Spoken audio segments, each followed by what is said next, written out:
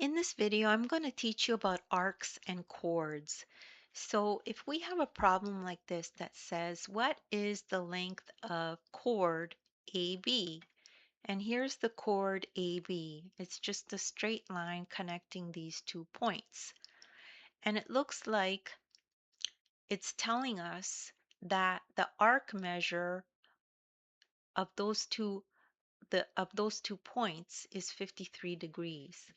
So what we need to know is two chords in a circle are congruent if their corresponding arcs are congruent. So it looks like they're saying that this arc length, this arc measure, AB, is 53 degrees. And they're saying that this arc measure, DC, is also 53 degrees. So they're congruent. So that means chord AB and DC are chords in the circle, and we can see that their corresponding arcs are congruent. They're both 53 degrees, okay?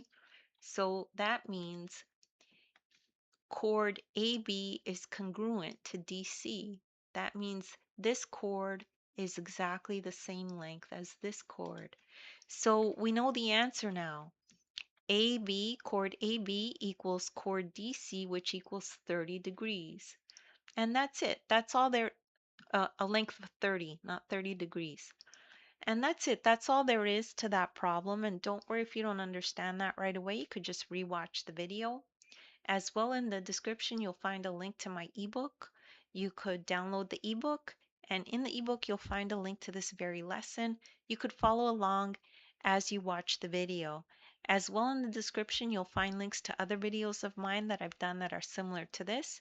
You could check those out if you need extra help. Please make sure to like and subscribe, and thank you so much for listening.